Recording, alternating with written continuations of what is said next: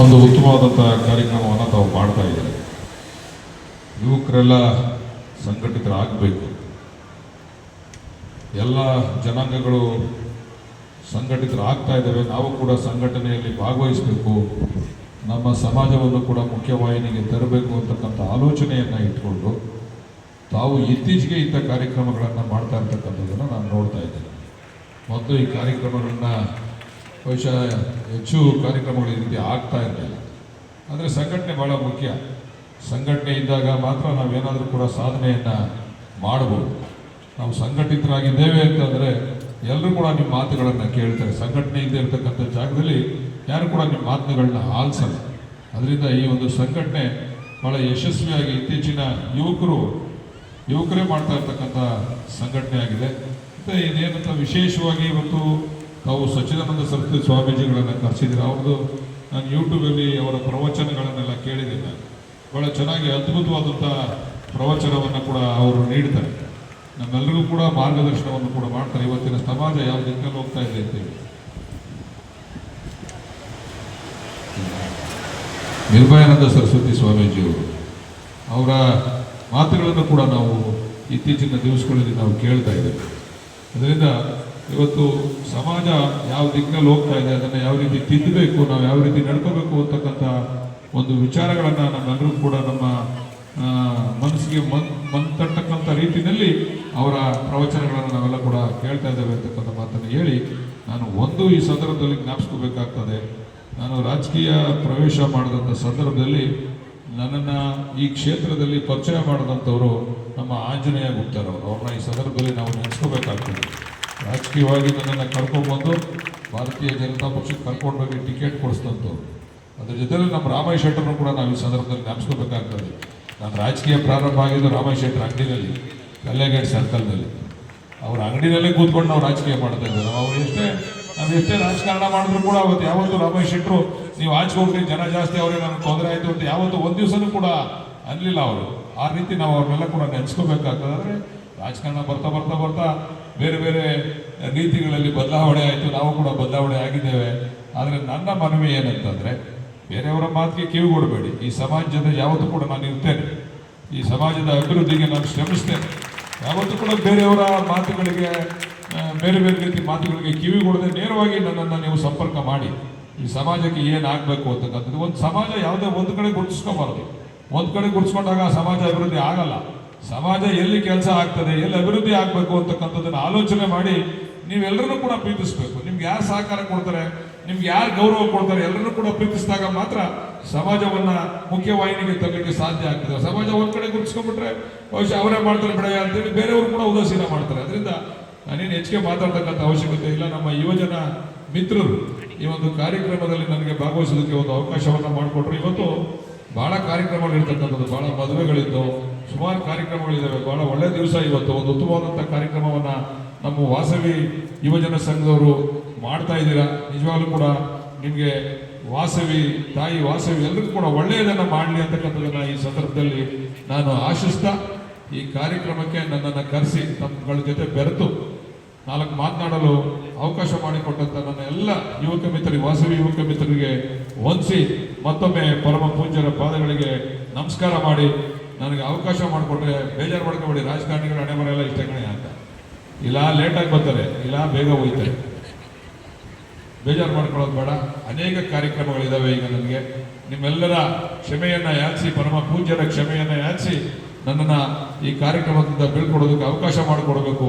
ಯಾವತ್ತೂ ಕೂಡ ನಿಮ್ಮ ಜೊತೆ ಇರ್ತೇನೆ ಅಂತಕ್ಕಂಥ ಮಾತನ್ನು ಮತ್ತೊಮ್ಮೆ ಪುನರುಚ್ಚಾರ ಮಾಡ್ತಾ ಎಲ್ಲರಿಗೂ ಕೂಡ ನಾನು ನಮಸ್ಕರಿಸ್ತಾ ನನ್ನ ಮಾತುಗಳನ್ನು ಮುಗಿಸ್ತೀನಿ. ಜೈ ವಾಸು. 6,000 ವರ್ಷಗಳ ಹಿಂದೆ ಮೆಕ್ಸಿಕೋ ಮೊದಲಾದ ದಕ್ಷಿಣ ಅಮೆರಿಕಾದ ರಾಷ್ಟ್ರಗಳಲ್ಲಿ ಭಾರತೀಯ ಹಡಗುಗಳು ಕಂಡು ಬರುತ್ತಿದ್ದವು. ಇಲ್ಲಿಯ ವ್ಯಾಪಾರಿಗಳು ಅಲ್ಲಿಗೆ ಹೋಗಿ ವ್ಯಾಪಾರ ಮಾಡ್ತಾ ಇದ್ದರು. ಮಾಡಿದವರು ಯಾರು? ವೈಶ್ಯರು. ಮಾಡಿದವರು ಯಾರು? ಬ್ರಾಹ್ಮಣ ಮಾಡ್ತಾನ, ಕ್ಷತ್ರಿಯ ಮಾಡ್ತಾನ. ಅವನ ಇದು ಬೇರೆ, ಜವಾಬ್ದಾರಿ ಬೇರೆ, ಅವನ ಟೇಸ್ಟ್ ಬೇರೆ, ಅವನ ಇನ್ಕ್ಲಿನೇಷನ್ ಬೇರೆ, ಅವನ ಆಟಿಟ್ಯೂಡ್ ಬೇರೆ, ಅವನ ಪ್ರೊಫಿಷಿಯನ್ಸಿ, ಅವನ ಎಫಿಷಿಯನ್ಸಿ ಬೇರೆ. ಬೇರೆ ಬೇರೆ ಹೆಸರುಗಳಿಂದ ಬೇರೆ ಬೇರೆ ಹೆಸರುಗಳಿಂದ ಭಾರತದ ಬೇರೆ ಬೇರೆ ಭಾಗಗಳಲ್ಲಿ ಗುರುತಿಸಲ್ಪಟ್ಟಿದ್ದಾರೆ ವೈಶ್ಯರು. ನನ್ನನ್ನು ಕೇಳಿದರೆ 5 ವರ್ಷಕ್ಕೊಂದ್ಸಲ ಇಡೀ ಭಾರತೀಯ ವೈಶ್ಯ ಜನಾಂಗ, ಅದು ಅಗರ್ವಾಲ್ ಇರಲಿ, ಅದು ಮೋದಿ ಇರಲಿ, ಅದು ಗುಪ್ತಾ ಇರಲಿ, ಅದು ಶ್ರೇಷ್ಠಿ ಶೆಟ್ಟಿ ಅಥವಾ ಇನ್ನೇನಾದರೂ ಇರಲಿ, ಇವರೆಲ್ಲ ಕೊನೆಗೊಂದು 2 ವರ್ಷ 3 ವರ್ಷಕ್ಕೊಂದ್ಸಲ ಇಡೀ ಭಾರತೀಯ ಆರ್ಯ ವೈಶ್ಯ ಜನಾಂಗ ಒಂದು ಕಡೆ ಒಂದು ಸಮ್ಮೇಳನ ಮಾಡಬೇಕು. ರಾಜಸ್ಥಾನದಲ್ಲಿ ನಮ್ಮ ಸಾಧನೆ ಎಷ್ಟು, UPನಲ್ಲಿ ನಮ್ಮ ಸಾಧನೆ ಎಷ್ಟು, ಕರ್ನಾಟಕದಲ್ಲಿ ನಮ್ಮ ಸಾಧನೆ, ಆಂಧ್ರದಲ್ಲಿ ನಮ್ಮ ಸಾಧನೆ ಪರಸ್ಪರ ಹಂಚಿಕೊಳ್ಳೋ ಹಾಗಾಗಬೇಕು. ವಿವಾಹ ಇತ್ಯಾದಿ ಸಂಬಂಧಗಳು ಏರ್ಪಡುವಂತೆ ಆಗಬೇಕು. ಆವಾಗ ಗೊತ್ತಾಗುತ್ತೆ ವೈಶ್ಯ ಜನಾಂಗ ಇಂಡಿಯಾಗೆ ಏನು ಕೊಟ್ಟಿದೆ. ಹೆಮ್ಮೆ ಬರಬೇಕಲ್ಲ, ಹೆಮ್ಮೆ ನೆನ್ಪಿಟ್ಕೊಳ್ಳಿ. ಯಾವುದೇ ವ್ಯಕ್ತಿ, ಯಾವುದೇ ಜನಾಂಗ ತನ್ನ ಸಾಧನೆಗಳನ್ನು ಮಲ್ಟಿಪ್ಲೈ ಮಾಡ್ಕೊಳ್ಬೇಕು ಅಂತಿದ್ರೆ, ತನ್ನ ಸಾಧನೆಗಳನ್ನು ಇಮ್ಮಡಿಗೊಳಿಸ್ಬೇಕು, 3 ಮಡಿಗೊಳಿಸ್ಬೇಕು, 4 ಮಡಿಗೊಳಿಸ್ಕೊಳ್ಬೇಕು, 10 ಪಟ್ಟು ಜಾಸ್ತಿ ಮಾಡಿಕೊಳ್ಬೇಕು ಅನ್ನೋದೊಂದು ಬರಬೇಕು ಅಂದರೆ ಅವನಿಗೆ ಬೇಕಾಗಿರೋದು ಇನ್ಸ್ಪಿರೇಷನ್ ಮತ್ತು ಮೋಟಿವೇಶನ್.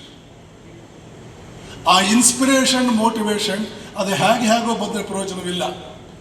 ಎಲ್ಲಿಂದ ಶುರುವಾಗಬೇಕು? ಅದು ರಕ್ತದಿಂದ ಶುರುವಾಗಬೇಕು. Do you know your DNA? Do you know your blood?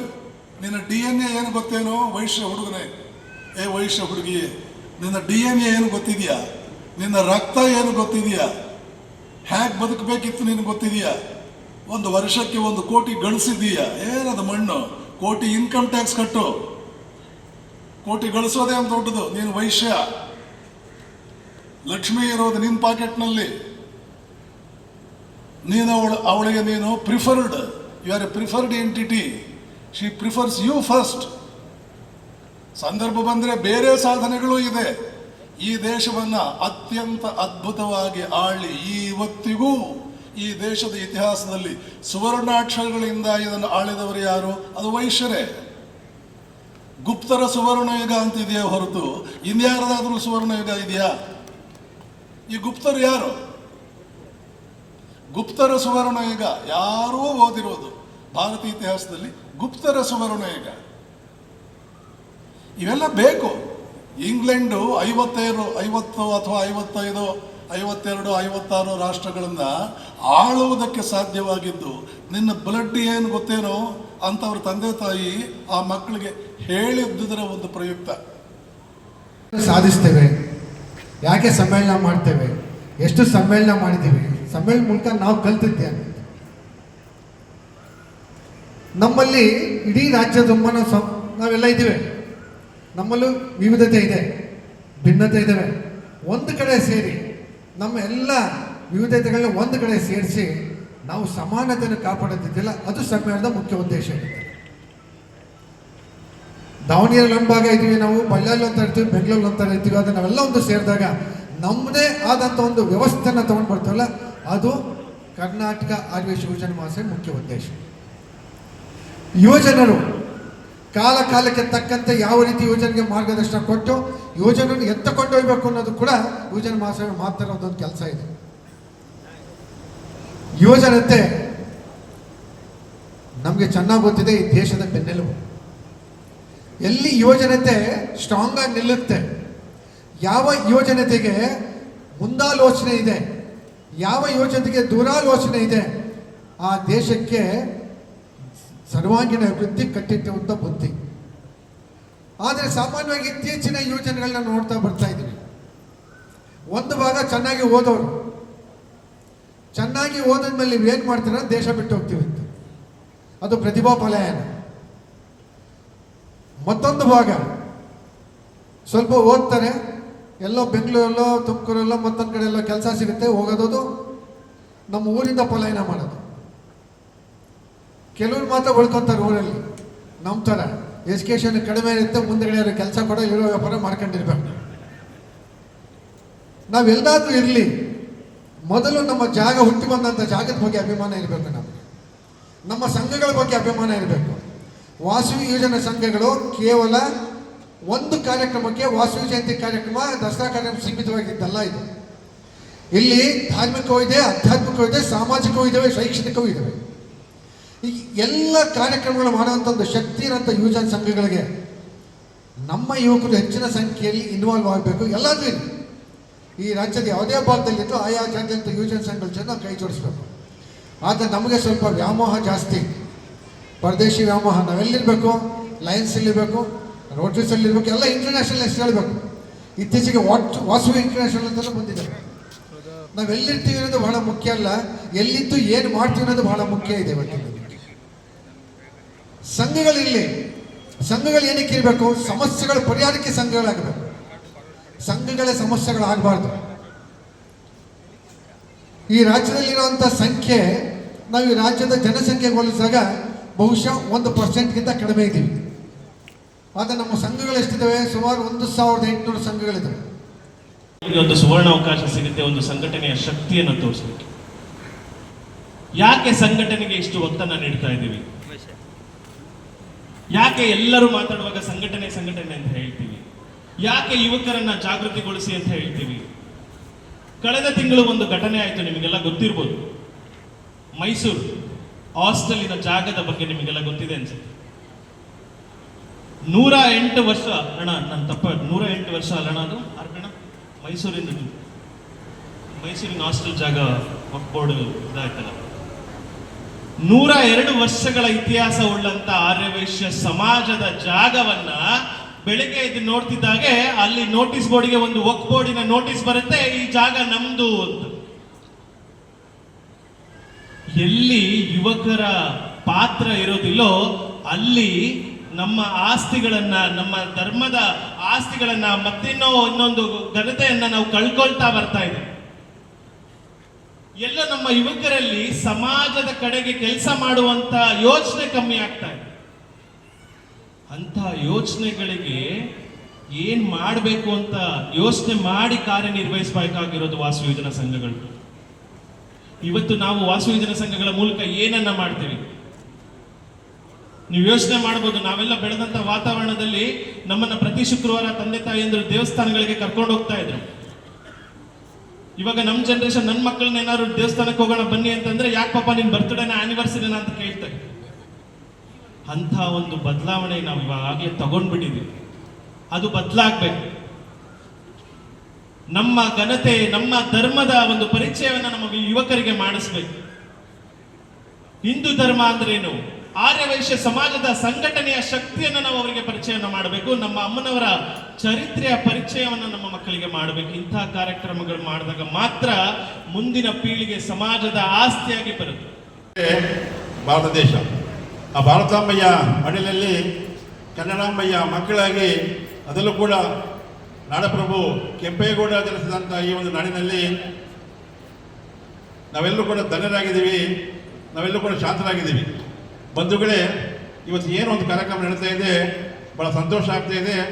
ಈ ಒಂದು ಕಾರ್ಯಕ್ರಮಕ್ಕೆ ನಮ್ಮ ರಜತ್ರವರು ಸುಮಾರು 2 ತಿಂಗಳ ಕಾಲ, ಸುಮಾರು 2 ತಿಂಗಳು ಟೂರಲ್ಲಿ ಇದ್ದುಬಿಟ್ಟು ಅವರು ಬೆಳಿಗ್ಗೆ ಸಂಜೆ ಸಮಯನೇ ನಮಗೆ ಕೊಡ್ತಾ ಇರಲಿಲ್ಲ.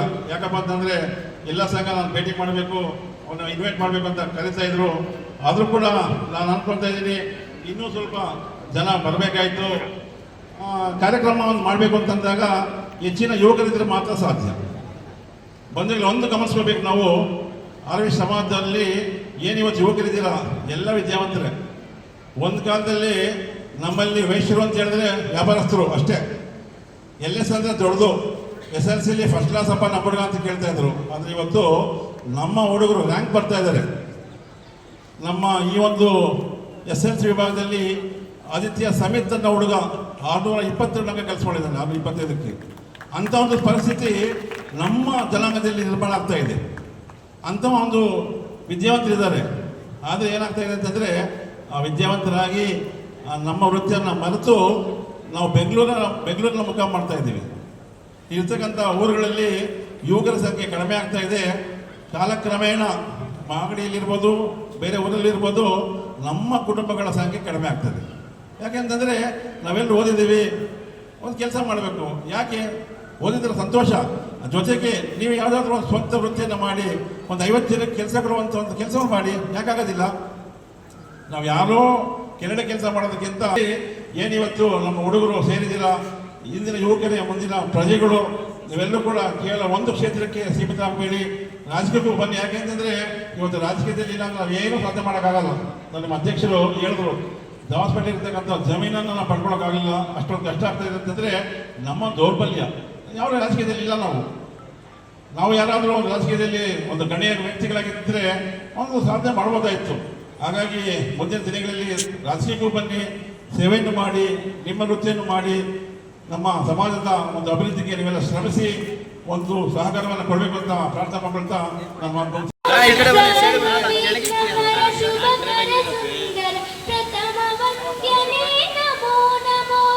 ಗಣಪತಿ ಗುಣಮಣಿ ನಮೋ ನಮೋ, ಪ್ರಣವ ಸ್ವರೂಪ ನಮೋ ನಮೋ, ಗಣಪತಿ ಗುಣಮಣಿ ನಮೋ ನಮೋ, ಪ್ರಣವ ಸ್ವರೂಪ ನಮೋ ನಮೋ, ಪಾವನ ಚರಣ ಭವ ಭಯಹರಣ ಗಣನಾಯಕನೇ ನಮೋ ನಮೋ, ಪಾವನ ಚರಣ ಭವ ಭಯಹರಣ ಗಣನಾಯಕನೇ ನಮೋ ನಮೋ, ಮೂಷಿಕ ವಾಹನ ಮುನಿ ಜನ ಪ್ರೇಮ ಗೌರೀತನಯ ನಮೋ ನಮೋ, ಮೂಷಿಕ ವಾಹನ ಮುನಿ ಜನ ಪ್ರೇಮ ಗೌರೀತನಯ ನಮೋ ನಮೋ, ಗಣಪತಿ ಗುಣಮಣಿ ನಮೋ ನಮೋ, ಪ್ರಣವ ಸ್ವರೂಪ ನಮೋ ನಮೋ, ಗಣಪತಿ ಗುಣಮಣಿ ನಮೋ.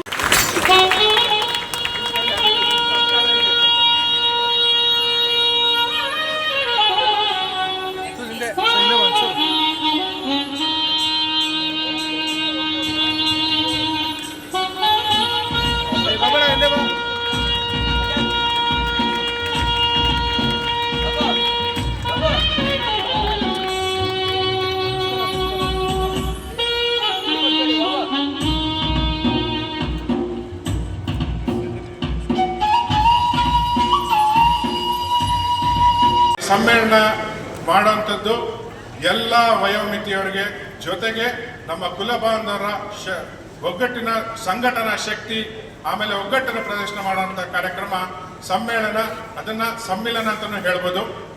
ಈ ಒಂದು ಕಾರ್ಯಕ್ರಮಕ್ಕೆ ನಾವು ಏಪ್ರಿಲ್ ತಿಂಗಳಲ್ಲಿ ಸರಿಸುಮಾರು 2200 ಕಿಲೋಮೀಟರ್ ನಮ್ಮ ಕರ್ನಾಟಕ ಆರ್ಯ ವೈಶ್ಯ ಯುವಜನ ಮಹಾಸಭೆಯ ಅಧ್ಯಕ್ಷರೊಂದಿಗೆ ಸರಿಸುಮಾರು ಒಂದು 13 ರಿಂದ 15 ಜನ 9 ದಿನಗಳ ಕಾಲ ವಿಭಾಗದ ಪ್ರವಾಸ ಮಾಡಿ ನಿಮ್ಮನ್ನು ಖುದ್ದಾಗಿ ಭೇಟಿ ಮಾಡಿ ಈ ಒಂದು ಕಾರ್ಯಕ್ರಮಕ್ಕೆ ಆಹ್ವಾನಿಸಿದ್ದೇವೆ. ಕಾರಣ ನಮ್ಮ ಜನಾಂಗವನ್ನು ಒಟ್ಟಿಗೆ ಸೇರಿಸಿ ಒಂದು ಸಂಘಟನೆಯನ್ನು ಮಾಡಬೇಕಂತ. ಈಗ ಯುವಜನ ಮಹಾಸಭೆ ಮುಖ್ಯ ಪ್ರತಿ 2 ವರ್ಷಕ್ಕೊಮ್ಮೆ ಒಂದು ಮೆಗಾ ಇವೆಂಟ್ ಅನ್ನು ಮಾಡ್ತೀವಿ. ಅದು ಮುಖ್ಯವಾಗಿ ಯುವಕರಿಗೆ ಇರುತ್ತೆ. ಆದರೆ ಈ ಒಂದು ಸಮ್ಮೇಳನಗಳು ಎಲ್ಲರೂ ಕುಟುಂಬ ಸಮೇತರಾಗಿ ಅಟೆಂಡ್ ಮಾಡಬೇಕು, ಬರಲಿ ಅನ್ನೋ ಉದ್ದೇಶದಿಂದ ಮಾಡೋದು.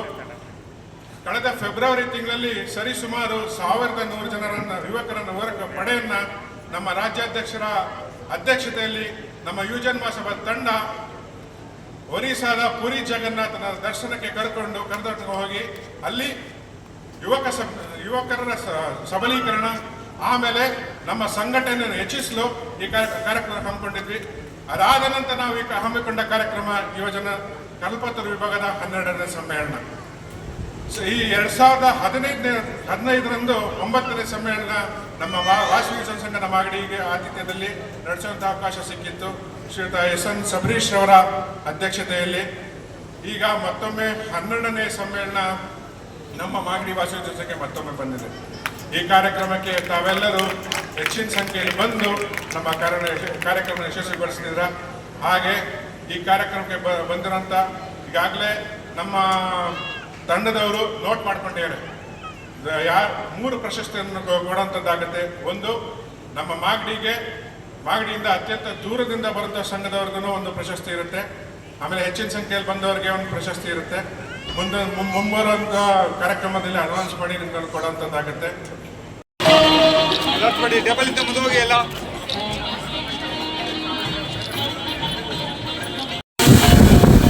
ಈ ಕಾರ್ಯಕ್ರಮಕ್ಕೆ ಮುಖ್ಯ ರೂವಾರಿಗಳು. ಈ ಕಾರ್ಯಕ್ರಮ ಇಷ್ಟರ ಮಟ್ಟಿಗೆ ಮುಂದೆ ಇನ್ನೂ ಹೆಚ್ಚಿನ ರೀತಿಯಲ್ಲಿ ಯಶಸ್ವಿ ಆಗಬೇಕು ಅಂದರೆ ನಮ್ಮ ಕಲ್ಪತರು ವಿಭಾಗದ 6 ಜಿಲ್ಲೆಗಳಿಂದ ಬಂದಿರುವ ಎಲ್ಲ ವಾಸವಿ ಯುವಜನ ಸಂಘದ ಪದಾಧಿಕಾರಿಗಳು ಆರ್ಯವೈಶ್ಯ ಕುಲ ಬಾಂಧವರಿಗೂ ನಮ್ಮ ಪರವಾಗಿ ಸ್ವಾಗತವನ್ನು ಕೋರುತ್ತದೆ. ಈಗ ನೀವು ಜೋರ ಚಪ್ಪಾಳೆ ಬರಲಿ.